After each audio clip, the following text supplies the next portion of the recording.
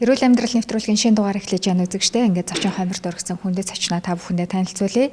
За шаасны нэрэмжит улсын 3 дугаар төвийн эмнэлгийн дарга анагаах ухааны доктор Төмөр Очир оргид ирсэн байна. Танд энэ өдрийн мэндийг хүргэе. За баярлалаа өдрийн мэнд. Тэгэхээр 3 дугаар эмнэлгийн хувьд ерөнхийдөө үйлчилгээ эмчилгээг бол манай үзэгчид мэдж байгаа. Шинэ нэвтрүүлсэн эмчилгээ оншилгооны техник технологиг та бас үзэгчдэд ярьж өгөөч. Тэгэхээр улсын 3 дугаар төвийн эмнэлэг өнөөдөр эрүүл мэндийн салбарт байгуулагдсан цагаас хойш 62 дахь жилдээ үйл ажиллагаагаа явуулж байна. Эрүүл мэндийн сайдын тушаалаар улсын хэмжээний үндэсний зүрх мэдрэлийн лавлага төв эмнэлгийн үүргийг гүйцэтгэж байна. Энэ 16 онд болсон эрүүл мэндийн шинэ технологи Экспо, эрүүл мэндийн экспод тус байгууллага бол эрүүл мэндийн шинэ технологи нэвтрүүлэгч байгууллагаар шалгарсан байж байгаа. Тэгэхээр ямар технологиуд нэвтэрвэ эмчилгээ онцлог нь тэгэхээр зүрх мэдрэлийн чиглэл, за нүдний мэс засал, за эрхийн мэс засал, за чих амар хоолой гэдэг маш олон чиглэл дээр бол эмчилгээний олон аргууд нэвтэрсэн байгаа. Тэгэхээр яг энэ олон эмчилгээ онцлогооны арга технологиуд нэвтэрж байна гэдэг маань үр дүн нь бол иргэд бол гадагшаа гадаад орнд онцлогоо эмчилгээнд явах урсгалыг багасгах, эрүүл мэндийн болоод эдийн засгийн эрсдлээс бас баг зэрэг ачаалал багасгах энэ чиглэл рүү бол ажиллаж байгаа. Тэгэхээр хамгийн гол жишээ бол зүрхний хэм алдагдлын аблац эмчилгээ. Урд нь бол сайдын тушаалаар сайдын тушаал өөрчлөгдөөгүй байж байна. Энэ тушаалыг өөрчлөх саналаа бас оруулж байгаа. Тэгэхээр юу гэхээр сайдын тушаалаар зүрхний хэм алдагдлын аблац эмчилгээ гэдэг. Тэгэхээр судсан дотор бол зүрхэнд очиод тэгээд эмгэг хэм үүсгэж байгаа тэр төвийг түлж эмчилдэг юм зүрхний судсан доторх месса ажилбар. Тэгэхээр энийг бол Монголд өнөөдөр бол 30 гаруй хүнд хийцэн байж байна. Урд нь бол 100% гадагшаа явдаг. Доотлол нь бол $20,000 зөвхөн тэр эмчилгээндээ зарцуулдаг байсан байж байгаа. Мөн зүрхний пейсмейкер эмчилгээ гэж энэ хэм алдагдлын зүрхний хэм 60-аас 80 удаа минутанд зогтойвол 60-аас доош 10-20 руу ороод ингээд зүрх зогсох аюултай байдаг. Тэгэхээр яг энэ үед зохиомлоор автоматар зүрхийг хагшааждаг юм пейсмейкер аппарат зурлал. Энийг бол инжилгээ гэхэд бол 110 хүнд суулгацсан байх жишээтэй. Мөн судсан дотор тархины хавдрын судсыг бөглөх. За мөн тархины харвалтын үед судсан дотор орж тархинд мис ажилбар хийх ийм шинэ технологиуд олон технологи нэвтэрсэн байж байгаа.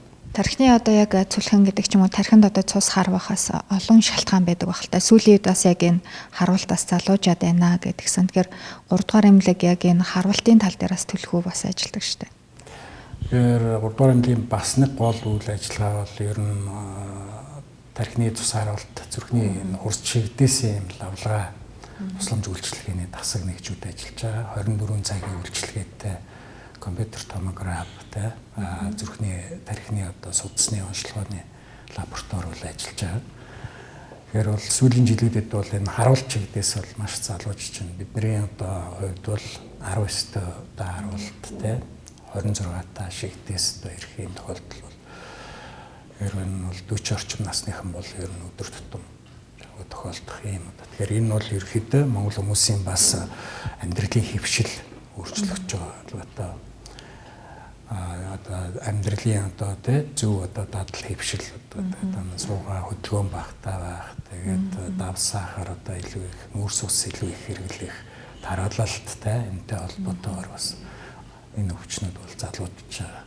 Тэр давсны хувьд жишээ нь авч үзэхэд бол Монгол хүн бол өнөөдөр бол дэлхийн эрүүл мэндийн байгууллага судлаа гэж тогтоосон байж байгаа. Мянган хөгжлийн сорилтын сангийн хэрэгцсэн төслийн хүрээнд бол Монгол хүний давсны хэрэглээг бол тодорхойлсон. 5-6 жилийн өмнө. Тэгэхэд бол 5 граммаас дээш 6-7 грамм байж байгаа. Тэгэхээр ер нь бол дэлхийн эрүүл мэндийн байгууллага бол 5 грамм өдөр хоногийн давсны хэмжээ 5 грамм. Тэгэхэд бол манайх 6-7 8 руу баруун аймагуд бол ердөөс маш өндөр хувьтай болсон байж байгаа жишээ. Ер нь бас яг энэ харуулт чиглэлээрээс өдөрт 40 насныхан бол өдөр тутам ирж байна гэдэг чинь. Тэгэхээр энэ чиглэлээрээс эмнэлгийн ачаалал ихсэх бах л та. Тэгэхээр энийг яаж зохицуулж байна? Ер нь зөвхөн одоо Улаанбаатар хотын хэмжээнд үйлчлээгүй нэг нэмлэг улсын хэмжээний лавлгаа төв нэмлэг учраас бүх орон нутгаас ер нь тээврийн одоо бүхэл хэрэгслээр те харуулж чигдээсээ одоо хурц хүнд тохиолдлууд бол тээвэрлэгтэй ирж тусламж үйлчлэгээ бол авч байгаа. Зарим нь бол цаг ороодож байгаа юм асуудлууд бас нэлээдгүй бас гарч байгаа. Тэгэхээр эд хөдөлмөрийн насны энэ хүмүүс бас одоо энэ те одоо эрүүл мэндийн урьдчилан сэргийлэх үзлэгт хамрагдахгүй одоо энэ эрсдлээс одоо тий өөрсдийгөө одоо хамгаалах одоо юм байдалгүй байж байгаад ийм байдалд хүрж байгаа нь бол бас харамсалтай байж байгаа. Тэгэхээр дандаа эд хөдөлмөрийн насны 50-аас одоо тий 35-аас дээш одоо 55 тэгээд тэрнээс дээш насных ер нь бол зөвхөлж байгаа нь бол ер нь эд хөдөлмөрийн насны хүмүүс бас аргалт шиг дэсээр одоо өвчлөх нь бол их байна. Эмнэлгийн ачаал бол маш их байгаа. Тий. Тэгэхээр өнөөдөр 3 дугаар эмнэлэгтэр бол 62 эрчим тэмцлэгээний зэрэглэлийн ор ажиллаж байна. Одоо сэхэ амьдруулах гэсэн үг. Тэгэхээр өнөөдөр одоо ажиллаж байгаа эмнэлгүүд дотор 62 одоо ийм одоо эрчим тэмцлэгээний ор ажиллаж байгаа эмнэлэг одоо бас харах юм байхгүй байгаа юм л да. Тэгэхээр энэ орнууд бол бүгд дүүрэн бас ачаал маш ихтэй те 24 цагаар одоо бид ямар ч байсан боломжтой бүх тусламжаа үзүүлээд 62 ор гэдэг бол бас их тоо юм л да тийм ээ. Тэгэхээр ер нь бол бас харуулт та түрүүн хэлсэн залуучж जैन дээрээс нь харуулт одоо дахих одоо юм магадлалтай гэж ярьдаг. Тэгэхээр урьдчилан сэргийлэх үзэлгийг одоо дүүргийнхаа ч юм уу те хорооныхоо эмнэлэгт үзүүлэх боломжтой ах. Манай үзэгчид ер нь яг өвчнийг хүндэрсэн бүр одоо оройтцсон үедээ очдог шүү дээ. Тэгэхээр ямар шинж тэмдэг илэрх юм бол ер нь өөрийгөө бас энэ одоо өвчин тусах магадлалтай байна гэж бодох хэвээр. Ер нь урьдчилан сэргийлэх үзэлгийг ямар хугацааны давтамжтай үзүүлж явах зохистой гэдэг юм бол? Ер нь бол одоо 40 ортой 40 одоо эд хөдөлмөрийн нас хүмүүс бол жилд бол нэгээс доошгүй одоо урьдчилан сэргийлэх үзэлгээр бол зайлшгүй бол орж явах хэвээр. За цусны даралт их одоо тэ цусны сахарын хэмжээ одоо их одоо өндөр гарч байгаа юм уу? Тохиолдлоор одоо гарч байгаа энэ хүмүүс бол зайлшгүй одоо тий эмчийн одоо хяналтанд орж мэрэгжлийн одоо төрөлцсөн мэрэгжлийн эмчийн одоо зөвлөгөө авч байх шаардлагатай. Тэгээд даралт бол зүгээр одоо тий даралтаа мэдэхгүй явж байгаа харж байгаа тохиолдлууд маш их байгаа да. Тэгэхээр одоо онцлогоо яг сайжирсан энэ нөхцөлд бол тархины судасны одоо эмгэгүүд бол маш ихээр онцлогтой. Тэр эмгээг одоо зүлхийлттэй тий өргөсөлтөө судсууд нь хагараад одоо харуулт өгөх ийм асуудлууд бас маш их байна. Тэгэхээр энэ дээр бол харуултын одоо гол одоо шинжүүд бол ерөөхдөө бол аль нэг тал нь гар хөл нь одоо бадарч сулрах, хилээ идрэх ч юм уу те. За мөн тэнцвэр алдагдах ч юм уу иймэрхүү одоо шинжүүд гарвал шууд одоо хамгийн ойр эрүүл мэндийн байгууллагатай бол хандах хэрэгтэй л те. Ер нь 3 дугаар эмнэлэг төлөвлөж байгаа. Ер нь цусны даралт ихсэлтийн үндэсний аяыг бас одоо явуулахаар ер нь төсөл хөтөлбөр бол боловсруулад дэмжигч одоо санхүүжүүлэгчийн донорууд бол хайж байгаа. Энэ дээр бол хаан банк бас ажиллая гэсэн юм хүсэлт бас тавьж байгаа. Тэгэхээр бол одоо цусны даралтыг хэдий ч нэ эрт илрүүлнэ. Төдий ч нэ одоо цусны одоо тархины цусны харуулт, цус харуулт зүрхний шигдээсээс бас одоо урьдчилан сэргийлэх одоо бас боломжтой. Нэг урьдчилан сэргийлэх арга гэх юм бол бас цусны одоо эргэлтийг сайжруулах, цус шингэн байх юм бол эрүүл байна гэж үздэг тийм ээ. Энэ тал дээр дэлгэрүүлбэл. Тэгээ ер нь цусны даралт ихсэх өвчин байгаа эсгээ бол ерөөхдөө бол тодорхойлуулах шаардлагатай. Ер нь жингээ илүүдэлтэй, суугаа ажилдаа тий давс одоо өөхтөс одоо хэрэглээ ихтэй, тамхи одоо ихэр татдаг юм хүмүүс бол зайлшгүй үздэг тамарч одоо тий өөрийнхөө одоо эрсдлийг тодорхойлуулах хэрэгтэй. Би одоо тий зүрх судасны ямар өвчлөлөө одоо эрсдэлтэй байна вэ гэдгийг тэр эрсдлээ тодорхойлуулад эрсдлээ тодорхойлуулна гэдэг чинь ямар нэг хэмжээгээр тэр хүнд одоо тий зүрх судасны одоо зүрхний одоо шигдээс өгч юм уу тархины харуулт өгөх одоо юм магадлалтай өвчин байна гэдгийг илрүүлж өгч байгаа. Тэрийгээрээ бас одоо тий урьдчилан сэргийлэх үзлэг гэдэг маань болцсошгүй одоо тэр эмгээг одоо болцсошгүй эрсдлээс бас урьдчилан сэргийлж амь насны хамгаалах болвол манай одоо иргэдийн гол одоо ийм одоо дэглэмтэй байгаад байна л да юу гэхээр эрүүл мэндийн хариуцлага айгүй маш сул. Өвдцэн хойно эмнэлэгт биш одоо өөртөө биш одоо эмнэлэгт нөгөө эрүүл мэндийн хариуцлагыг айгүй их тогтдог. Энэ асуудал бас тэгэхээр бол одоо гадны орнуудад бол ердөөсөө эрүүл байсан ч одоо жишээлбэл одоо хөдөлмөрийн эд насны 40 гаруй насны хүн байлаа гэхэд бол зайлшгүй одоо нэг удаа ч юм уу шинжилгээнд ордог тий.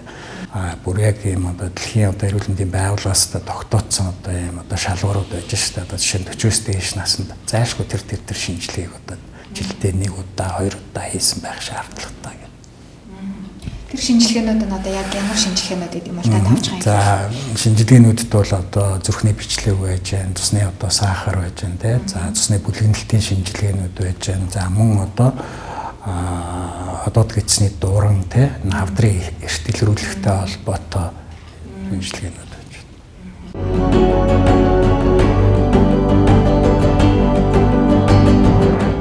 Эрүүл амьдрал бол идэвхтэй хөдөлгөөн, эрүүл зөв хоолтыг хэлнэ.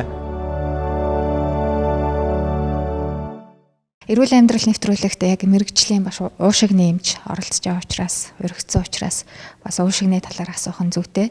Одоо яг агаарын бохирдолтой одоо илрэл ирж байна л да. Тэгэхээр хүмүүс одоо уушгаа бохирдуулахгүй одоо эрүүл сайхан байлгахын тулд энэ одоо бохирдолтой орчинд яаж хамгаалах хэрэгтэй гэх юм бол бас сүүлийн үеийн одоо өвчлөл ямар шүү байна.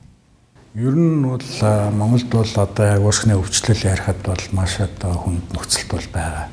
Ялангуяа өвөлдөө бол зөвхөн одоо энэ уушгины өвчлөлтэй амьсгалын замын өвчлөл ихсээд байгаа юм бол байхгүй. Зуны цагт ч бас байна. Сүүлийн одоо энэ 5 жилийн байдлаар ингээ харж байхад ер нь зуны энэ одоо саруудад бол амьсгалын замын өвчлөл арай бага, сэдэрлэл нь арай бага ингээд тэ ачаал арайгүй багасдаг байсан бол одоо эсрэгээр 100 намаргүй ер нь жилийн 4 өдрөл бол жишээлбэл уушгины тасаг гэхэд бол ачаалттай хэвээр байсаар байгаад ингээд өвөлдөө золгох жишээтэй. 100 нь бол яагаад тэгэхээр 100 хавар намарт нь тоосчлт ихтэй тий. Энэ тээврийн хэрэгсэл Улаанбаатарт маш их байгаа учраас энэний утаа тоос.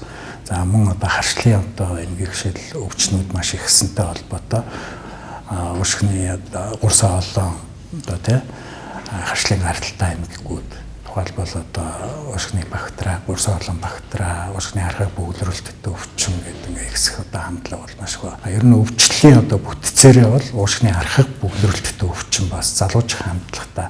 Архаг бөглөрөлтөд өвчин ер нь дэлхийн эрүүл мэндийн байгууллагын судалгаа тоо мэдээ байгаа. 2030 он гэхэд бол дэлхийн хүн амын одоо өвчлөлийн дэгдлийн ердөөсө 3 дугаар байр шалтгааны 3-т бол уушгины архаг бөглөрөлтөд өвчин бол орно гэдэг ингээд бүр тэ прогноз нь бол гаргацсан байж байгаа жишээтэй. Тэгэхээр одоо энэ үйлдвэрчлэлт одоо янз бүрийн уул уурхай хөгжиж байгаатай холбоотой сүүлийн жилүүдэд уушгины завсрын эдийн эмгэгүүд ихсэж байна. Одоо 10 жилийн өмнө жишээ нь уушгины одоо хатгаа гэж ярьдаг тэ уушгины өрөвсөл яг л одоо бидний номоор заадагч байсан шиг хэв шинжит одоо тэ байдлаар энэ тохиолддог байсан бол одоо бол хэв шинжит бус байдлаар ер нь бол одоо тэ нэлээ ингээ хүнд хавсарсан одоо оншилох эмчтгэд бол төвхтөө ийм одоо хүндэрсэн хэлбэрийн одоо уушгины хатгалгаанууд маш ихээр одоо тохиолдож байна. Ялангуяа ийм одоо төрлийн хатгалгаанууд бол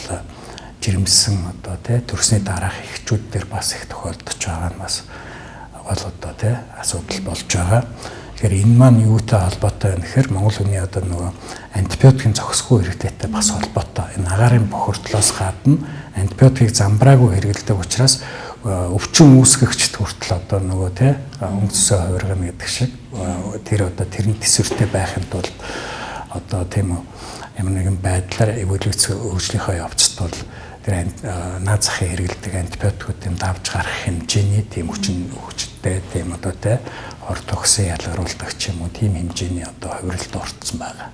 Тэгэхээр одоо тэр хэмжээгээр одоо тэ өвчин үүсгэгчдийн одоо мөн чанар шин чанар өөрчлөгдөнө гэдэг маань тухайн өвчний одоо явц өөр одоо тэ хэв шинжит бус байдлаар тохиолдох нь бол ихсэж байгаа гэсэн. Тэгэхээр одоо урьдчилан сэргийлэхийн тулд ямар арга хэмжээ авах юм бол одоо яг хувь хүн өөрийнхөө эрүүл мэндийн хариуцлага ухамсарлаад антибиотикийг одоо замбраагүй хэрэглэхгүйгээр ерөнхийдөө бас эрүүл аргаар гэх юм уу да урьдчилан сэргийлэх одоо үзлэгт хамрагдахаас гаднаас өөрийнхөө хариуцлагыг ер нь бол амьсгалын замын өвчнөөс бол урьдчилан сэргийлэхийн тулд бол хамгийн гол нь л бол одоо тэ энэ халгаат хүчин зүйлүүдээс одоо аль болох зайлсхийх.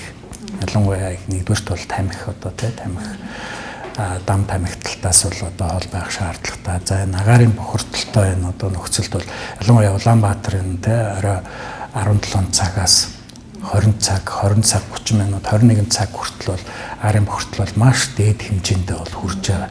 Тэгэхээр яг энэ одоо цагуудад бол хамгаалах масктай явах хэрэгтэй. Жишээлбэл одоо Бээжин гэхэд те Хятадын Бээжин гэхэд бол тэдэс тэдэн цагт тэдэн насны хүүхдийг бол гадуур гаргаж болохгүй гэж. Тэгэхээр тэр хүнд одоо металлууд чи яг тэр цагуудад бол доошоо одоо яг бууж ирж байдаг. Тэгэхээр яг бууж ирэхээр яг тэрийгээр амьсгална гэдэг чинь хүүхдийн өсөлтөнд бол айгүй маш те сөргөөр нөлөөлөх жишээтэй. Зөвхөн амьсгалын эрхтэнд биш бусад эрхтнүүдэд бол те бас тэр одоо агаарт байгаа одоо хүнд металл нэгдлүүд одоо хуралдаж өөр өвчин үүсгэх одоо эрсдэл аюул бол маш их байгаа. Тэгэхээр тэр одоо агаарын бохирдол өндөр байгаа цагуудад хамгаалах маск бол хэрэглэх шаардлагатай. Тэгээд ер нь хүйтэн сэрүүний улиралд бол ерөөхдөө биеийг сэргүүлж сайжруулахтай. Наад зах нь бол одоо нөгөө халуун харцаа те тогтмол уух, цэцэранаа одоо хэрэглэх юм уу те. Тэгээд антибиотикийг бол ер нь зөвхөн эмчийн заавраар л одоо хэрэглэх шаардлагатай гэж үзсэн. Яг агаарын бохирдолтой холбоотойгоор одоо метрээс доош одоо өндөртэй хүүхдүүд гэх юм уу те хүүхдүүдийг бас яг хөтөлж явах нь бол шууд одоо өвчин тусах тийм нөхцөлийг бүрдүүлж ингээд үзтгэлтэй. Тэгэхээр цэцэрлэгт одоо өглөө явах оройд харахад нь агаарын бохирдол бас харьцангуй гайгүй гэж үзээд байдаг. Тэгэхээр яг оройн цагаар бол бас илүү бохирдолтой байгаа нь бол тогтоогдсон юм байна. Өглөөгөр. Тийм. Тэгэхээр орой яагаад ингэж бууж юм гэхээр ер нь яг одоо хөдөлгөөн бол ер нь 5 цагаас хойш бол ихсэж байгаа тийм. Яг одоо төв хэсгүүдээр юм уу. Тэгээд тэнд одоо агаарт ялгарч байгаа хүнд одоо тий агаарт байгаа одоо хүнд металлууд ер нь орой хөдөлгөөн багасаад ирэхээр жингээрээ бол ингээд доошоо одоо унжидаг. Тэгэхээр яг тэр цагуудад бол одоо жишээлбэл одоо 18 цагаас хойш ч юм уу одоо тий бага насны хүүхдийг бол одоо гадуур яг одоо төв одоо тий машин тэрэг одоо ихтэй одоо тэр хэсгүүдээр одоо авч явахгүй байх тийм. Ийм хүн шаардлага бол тавьдаг. Зарим хотуудад бол одоо өндөр настай, бага насны одоо тэдэс тэдэн насны хүүхдүүдийг яг энэ хэсгээр тэдэс тэдэн цагт бол зорчуулахгүй байна гэсэн юм тэмдэглээнүүд бас хийцэн байж идэг л та. Манайд бол одоо тийм бол хараахан байхгүй одоо. Бээжин бол бохирдол ихтэй учраас ингэдэг юм байлээ. Гэхдээ яг адилхан Монголд одоо ямар зүйлүүдийг хөгжлийн загвар болгож одоо ашиглавал илүү одоо дээр ойрхон санагддаг байна. Тэгэхээр ер нь бол агаарын чанарын энэ одоо тэ хяналтын одоо энэ мэдээнүүдийг бол иргэд бол маш сайн одоо тэ мэдээлэл авчих хэрэгтэй. Одоо сошиал ертөнцөөр өөр одоо янз бүрийн шар мэдээ үзэхээсээ илүү тэ өөрийнхөө эрүүл мэндтэй холбоотой ямар одоо тэ авч болох зөвлөгөө санамжууд байна, ямар мэдээлэл байна гэдгийг бас илүү харуул зүгээр байх л та. Тэгэхээр юу гэхээр нэгдүгээрт бол тэр агаарын чанарын одоо тэ хяналтын одоо мэдээнүүд хэдээс хэдэн цагт одоо хаана ямар одоо тэ нэгдлүүд нь одоо тийм үү одоо PM нь одоо хэдтэй тэр доошороо одоо юунууд нь хаана илүү байна гэдгээ илүү судлаад тэр орчмонд явахдаа одоо хамгаалах хэрэгслээ хийдэг ч юм уу тийм ингээд одоо хэвшижүүл бас өөртөө бас тийм үү тэр одоо өвчлөлтөө тэр одоо алгаад хүчин зүйлүүдээс бас тийм хамгаалах одоо юм боломжтой л гэж ойлгоод байна. Хүмүүс одоо бронхиттай болсон, уушигны одоо архаг бөглөрөлттэй болсон гэд яриад байдаг. Гэсэн ирнэ эмчлүүлдэггүй ч юм уу, тоодгүй ч юм уу, нэг ханиалгаад тэгээ шүн болохоор одоо унтаж бүтэн ингээ хэвтэж унтаж чадахгүй, суугаагаараа унтдаг гэх мэтчлэн тохиолдод байдаг юм байна лээ. Тэгэхээр эмчлэгдэхгүй болоо тэгээд энэ эсвэл өөрийнхөө хариуцлагагүй одоо тоохгүй байгаа тэгээд байдаг юм болов уу? Тэгэхээр ер нь бол одоо сүүлийн энэ одоо 5-6 жилийн байдлаар харж байхад бол одоо зөвөр ингээ хамрын ханиад одоо хүрээд те цагаан мөрсөн хоолой юм одоо хурц өрөвсөл боллоо гэхэд цаашаа даймжрах илүү одоо юм одоо бачуурах юм хандлагууд бас их хамгаалаад байгаа. Энэ маань одоо юуг одоо харуулад байна гэхээр зүгээр эмч мэрэгчлэлтний хувьд бол те уушгины эмч мэрэгчлэлтний хувьд өвч ингээ харахад бол бидний нөгөө амьсгалж байгаа агаар дотор байгаа нэгдлүүд маань харшил төрүүлэгч тийм үү. Өрдөөсөө тэр гуурсаа одоо хүчтэй зочроож ахшаах юм одоо тийм үү элементүүд бол тэнд байгаад байгаа учраас гуурсаа олоо тийм үү тэр орж ирж байгаа агаарт одоо орхоо атгахад харуулцна гэдэг шиг тийм амсгалж байгаа нөгөө агаар дотор ч тийм одоо хүчтэй тийм нэгдлүүд зочроох нэгдлүүд байгаа химийн бодисууд элементүүд байгаа учраас хүчтэй одоо агшилт өгч юм гуурсаа олоо одоо бактери өгөх юм шинжүүд бактери төстэй юм бронхит өгөх шинжүүд байгаад байна. Мэдээж одоо тий ханаа түрээд одоо учирлаа гэхэд эмчид хандахгүй ингээд дур мэдээ юм хэрэглээд яваад тэгэл улам цаашаа одоо яг зааврын дагуу онсон эмчилгээг хийхгүй бол бронхит цаашаа өөр одоо тий уушгины хараа бөглөлтөд өвчнж болох одоо шилжих одоо юм одоо магадлал бас байгаа л да. За баярлалаа. Бидний урилгыг хүлээн авсанд баярлалаа. Эрүүл амьдрал нэвтрүүлэг маань уламжлал болсон сүүлийн асуултаараа нэвтрүүлгээ төгсгөө. Тэгэхээр эмч хүний хувьд за мөн хувь хүний хувьд ч гэж болно л да. Эрүүл амьдрахын тулд өглөөг хэрхэн угтдаг вэ?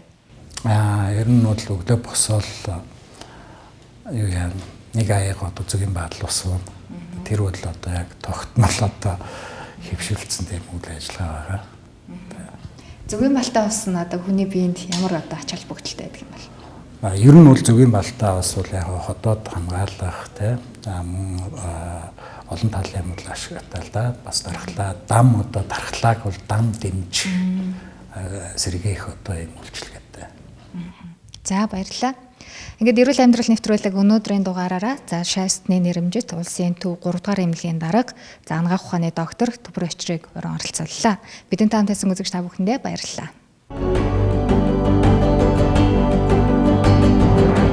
Эрүүл байж саруул ухаанаар сэтгэн.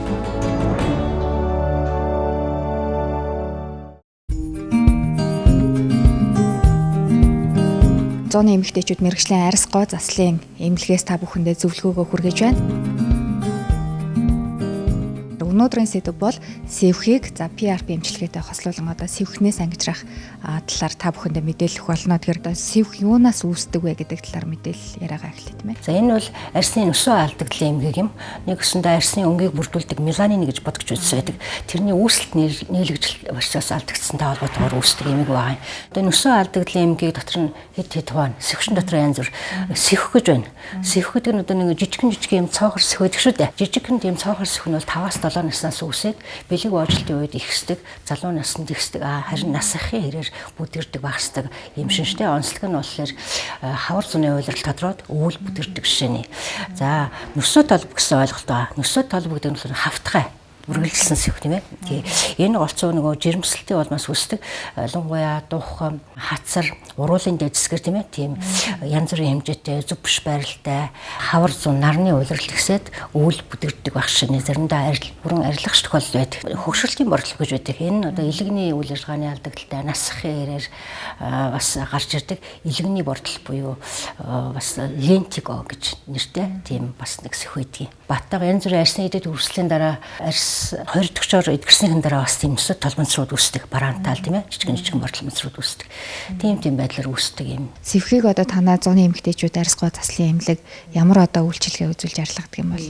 Сэвтлэн зориулсан олон төрлийн эмчилгээ явуулж байгаа. Үүнд болохоор ургамлын пилинг буюу ургамлын гужуулах эмчилгээ, зөөлөн гужуулалт явуулна. Арьсны өнгөөсийг витамин С-тэй массаж маск гэж байна. Лазер эмчилгээ явуулж байна. Тэгээ гүний лазер эмчилгээгээр арьсыг гүнийсэн шинжих эмчилгээ, мөн тэршлэн шингэн лифтинг эмчилгээ байна. Бас сэвх нөсөө бүдэрн, арьс цайрна, суурин өсөргөн, мөн тэршлэн PRP эмчилгээгээр шийдэж байна. PRP гэдэг маань ер нь тромбоцитсээр баялаг гэсэн үгийн төвшлөл бөгөөд тий хүний одоо биологийн материал дээр тулгуурласан арьсыг нөхөн сэргээдэг залуужуулдаг юм эмчилгээ юм. Тийм учраас химийн биш аргаар, мөсийн бус аргаар ингэж эмчилдэг учраас одоо хор нөлөө харшил уруулахгүй юм сайн арга байгаа. PRP эмчилгээг арьсыг нөхөн дөлжөө залуужуулах зорилгоор, арьсны суур өнгийг сэргээх, сэвх нөсөөг бүдгөрүүлэх зорилгоор, жижиг хүршлээсийг арилгах зорилгоор, мөн арьсыг өргөх, батганы дараах болон элдв төрлийн одоо толб сорвирлтыг багасгах зорилгоор, мөн өсний уналт халцралтыг багасгах буюу зогсоох, өс уналтыг дэмжих зорилгоор насжилтын борлол гэсэн чинь тэр маань бас гараар гардаг нүрээс гараад гадна тэрийг одоо арилгах, бүдгэрүүлэх, гарын өршлөө хуур ажлыг арилгах зорилгоор гэдэг хамрах хүрээ их олонтой ийм эмчилгээ байгаамаа. Эмчилгээнд явна гэдэг бол байнгын хяналтанд тэр одоо арьсаа чанарыг нь сайжруулах, улам гоё болгох үүднээс ер нь тууштай явах хэрэгтэй юм шиг байдаг л да. Курсээр явж эмчилгээний маань үр дүн бол бүрэн бүтэн гарч ирнэ шүү дээ. PRP эмчилгээний хувьд бол 4-6 одоо явж ирэх курс болно. Эмчилгээ хоорондын зай бол 14-21 хоногийн зайтай ийм эмчилгээ байгаа. Саяын арьсны асуудлаас гадна бас нөгөө арьсны үрсэл, хайрс дүлд, арьсны харшил буюу дерматит гэдэг тийм бас өвчний үед хийж үзсэн үр дүн их сайтай, нөлөө их сайн үзүүлж исэн. Сэвхний эмчилгээ хийхэд тохиромжтой уйлрал гэж байдгаа гэдэг. Урьдчилан сэргийлнэ гэдэг бол маш чухал шүү дээ. Улирлын үед бол одоо ийм нарны цацралт ингэж буурсан, идэвхжил буурсан яг ийм цэгтээ явуулах нь их үр дүнтэй. Тэгвэл одоо хавар зундаа харлах нь бага, арьсын нөхөн сэргэлдэх сайтай байна. Тэгээ хүчтэй эмчилгээнүүдийг хөгжүүлэх лазер, PRP, шингэн лифтинг, MTC эмчилгээнүүд мөн минг толб авах тийм ээ. CO2 эмчилгээ гэдэг энэ бүгд бол одоо энэ улиралд бол эрчимтэй явуулах шаардлагатай байдаг.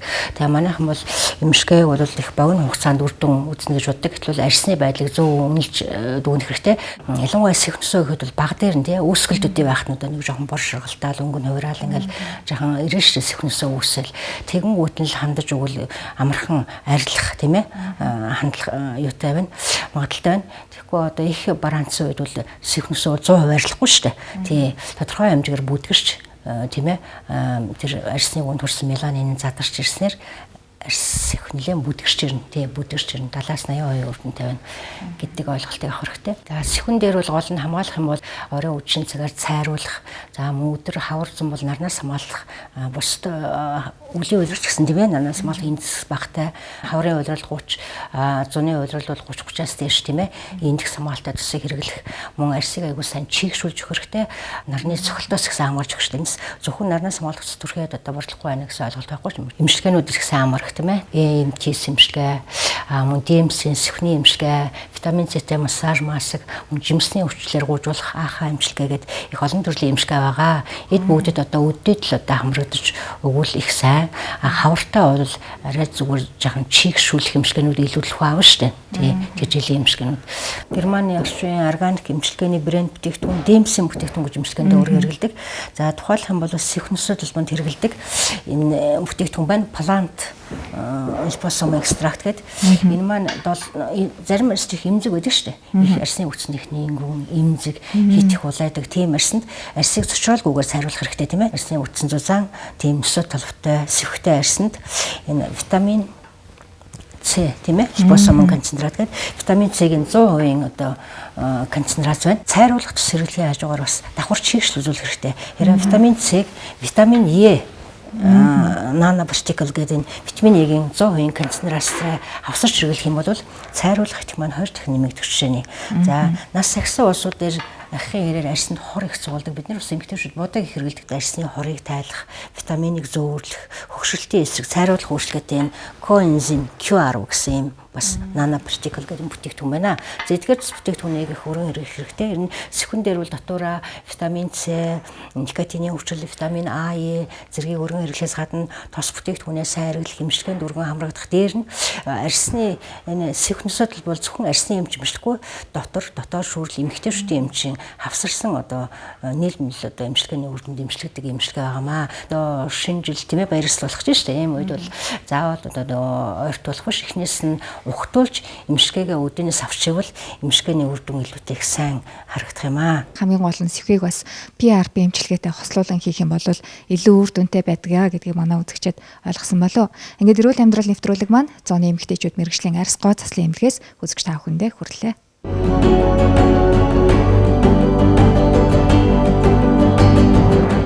Эрүүл амьдрал бол идэвхтэй хөдөлгөөн, эрүүл зөв хоолтыг хэлнэ.